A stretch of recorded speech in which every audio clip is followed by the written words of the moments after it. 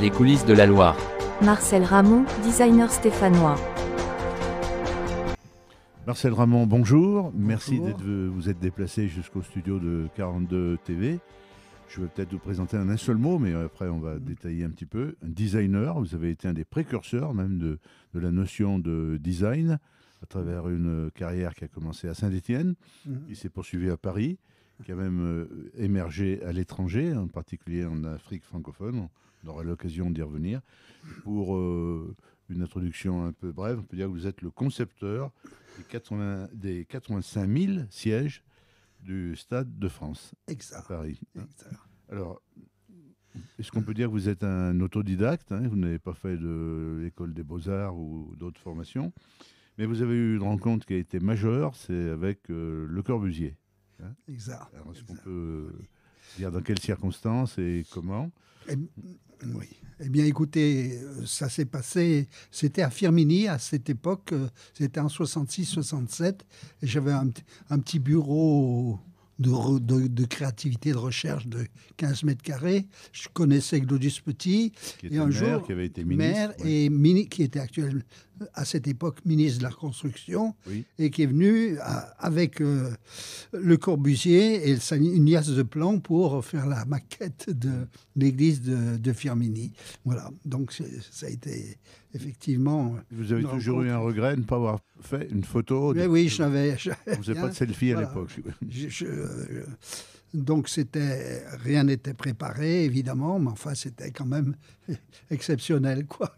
Au-delà du fait de rencontrer deux personnalités nationales et internationales, est-ce que ça a été un élément déclencheur pour vous Oui, parce que je commençais, si vous voulez, à faire un petit peu de créativité. J'avais d'ailleurs un siège en bois, style un peu relax, et même Le Corbusier s'est assis dedans, et il m'a dit « Oui, mais votre dossier peut être un petit peu droit, et tout. » Enfin, voilà.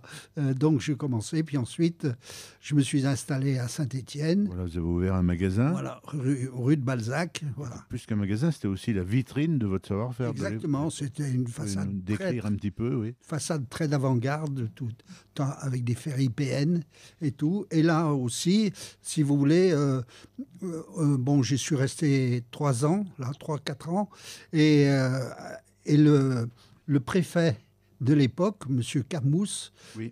quand il revenait le lundi matin de sa résidence de vacances ou autre, donc s'arrêtait et venait voir et me dire qu'est-ce que vous avez de nouveau, voilà, donc plusieurs fois, et après il repartait à pied jusqu'à la préfecture. Alors, parlez-nous un petit peu justement de ces nouveautés qu'il y avait dans ce magasin. C'était des créations. Oui, que ben, proposiez-vous à la clientèle? Voilà, ben, si vous voulez, j'ai été, comme vous l'avez signalé, j'ai été vraiment le précurseur, en 100% autodidacte. Bon, j'ai eu là aussi l'avantage que mes parents avaient une petite entreprise d'articles de ménage, de jouets à Saint-Victor-sur-Loire. Vous avez un peu travaillé avec eux aussi. Voilà, un petit peu. Voilà. J'étais le créatif de la maison. Voilà. Et puis ensuite, mon frère aîné a déménagé cette entreprise à Roche-la-Molière, et où là, j'avais réalisé tous les plans de l'usine, tout, qui était assez d'avant-garde, notamment au niveau des bureaux qui étaient suspendus, etc. Voilà. Donc... et puis, j'ai commencé à travailler avec beaucoup d'entreprises de la région, hein, Creusot-Loire, les Forges stéphanoises, tout ça. Donc, j'ai fait beaucoup d'outillage, du mobilier aussi. Oui. Voilà, donc ça a commencé petit à petit comme ça. On ne parlait pas de design à l'époque, le mot n'était pas... C'était ici. ma première carte Comment était disait-on? esthétique industrielle. D'accord, esthétique Voilà, industrielle. voilà. Et c'est Ouais. à cette époque que ça a changé. Et après, donc après j'ai changé mes locaux. Je me suis installé rue Étienne Mimard. Et là, j'avais un local de 400 mètres carrés, donc et avec 4-5 collaborateurs. Donc voilà. Donc on a fait des choses aussi là. Et puis petit à petit. Vous aviez vraiment l'esprit du chef d'entreprise déjà à cette époque. Tout à fait. Oui, Ah oui. L'innovation. Oui. Et donc, on avait de gros projets, notamment avec une société anglaise qui voulait créer une entreprise sur Condamine, à Saint-Victor-sur-Loire. Ah oui. Donc, c'est un projet d'une usine de 5000 m² où on avait fait tous les plans, tout l'accord. Et puis, il s'est passé une chose un peu particulière, c'est que le maire de Saint-Étienne, le nouveau maire de Saint-Étienne, à l'époque, était M. Sankdols, maire communiste. Et les Anglais, voyant ça, ont dit on arrête. Voilà, donc, et alors, à la suite de ça, si vous voulez, bon, j'ai pu quand même négocier correctement cette annulation. Et puis, comme je commençais d'avoir une petite clientèle sur la région parisienne, et j'avais des critiques en me disant oui, mais vous êtes un créatif de le régional et tout, etc. Alors ça m'ennuyait beaucoup. C'était un handicap alors. Voilà, oui. À cette époque. Donc je me suis dit bon, je vais m'installer à Paris. Voilà. Et là, tout a changé, quoi. Vraiment. Alors, je reviens un petit peu sur la notion d'esthétique industrielle, par exemple, est-ce qu'on peut donner, sans rentrer dans les détails, un exemple, par exemple, un groupe comme Creusot-Loire qui pesait de façon très importante à l'époque dans le milieu industriel ligérien. Qu'est-ce qui vous commandait, par exemple? Là, j'avais fait une grosse une boudineuse, une grosse machine. Voilà, donc oui, après, c'était plus de l'outillage, etc. Oui. Outillage SAM et tout. Là, j'ai fait des clés plates et j'avais vraiment sorti un modèle très nouveau, ergonomique, qui a bien marché d'ailleurs.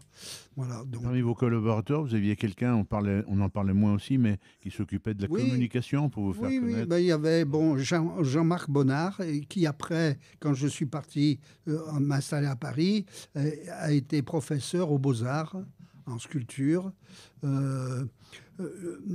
Oui, voilà, donc qui malheureusement est décédé il y a quelques années. Et puis André Arnaud aussi, qui était mon maquettisme. Voilà. Donc j'ai travaillé aussi beaucoup pour le casino, pour des études graphiques, pour des différents petits produits, des chocolats, etc. Même des poulets, des étiquettes de poulets et tout. Enfin, donc on avait un marché important avec le casino pour créer des produits nouveaux. Alors on va parler un petit peu de votre implantation à Paris. Est-ce que c'est la même chose? Vous avez investi un magasin, une vitrine aussi Non, j'avais pas de vitrine, j'avais des bureaux. Voilà. J'avais la chance de trouver, c'était en 78, trouver 90 mètres carrés, quai de Valmy dans le 10e arrondissement. Et j'ai eu la chance de trouver un appartement, quai de Gemap, qui était de l'autre côté. Voilà. Donc, c'était vraiment un démarrage formidable, quoi. Voilà. Alors, ce qui s'est passé là, mon entreprise s'est étoffée, j'avais 3-4 collaborateurs, et puis j'ai répondu à un appel d'offres du ministre de la Culture, non? Du ministre de la Culture, Jacques Lang. Deuxième ministre que vous avez Jacques connu. Lang, qui a lancé un concours international de mobilier de bureau pour équiper notamment le ministère des Finances, le ministère de la Culture, je ne sais plus encore. Enfin, toujours est-il qu'il y a eu 1300 participants dans le monde et j'ai fait partie des 10 lauréats.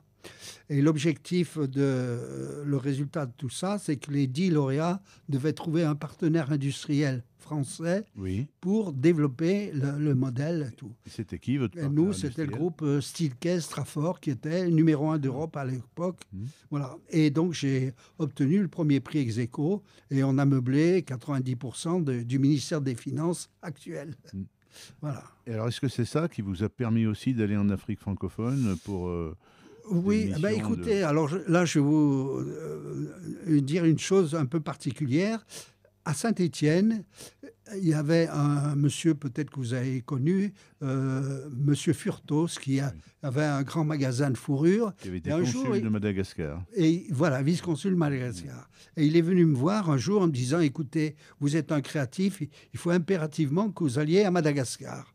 Et donc, ça a été mon premier contact. Je suis parti 15 jours là-bas. Tout frais payé et tout. Donc, j'ai vu beaucoup de choses et tout. J'ai commencé de créer.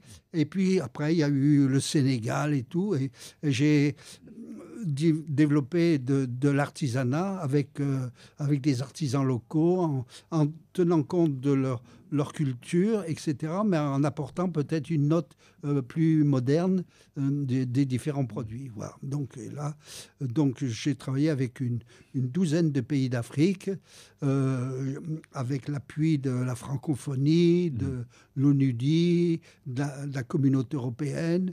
Voilà. Donc c'était formidable. Le temps passe très vite, vous écoutez. Je regarde mes notes, il y a plein de choses. J'ai dit très rapidement que vous aviez dessiné les sièges du Stade de France. Je voudrais qu'on conclue cette émission. Vous venez de créer un jeu de société. C'est quand même un secteur que vous n'aviez pas encore exploré. Hein. Absolument. Alors, on va terminer cette émission par votre dernière création, un jeu de société. Vous avez le plaisir de nous présenter.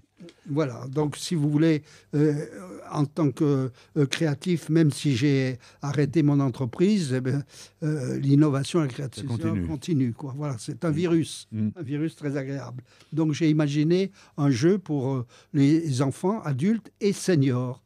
Voilà, donc c'est un jeu d'adresse qui sera... voilà, qui comprend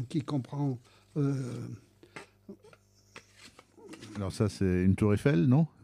C'est pas une tour Eiffel, c'est un, si vous voulez, c'est un petit élément de... Voilà. Voilà, l'idée c'est ça. Oui. Donc, c'est un plot. Et puis vous avez 3 disquettes. Oui. Une disque avec un diamètre assez grand qui permet donc de oui. Ensuite, le deuxième qui est rond.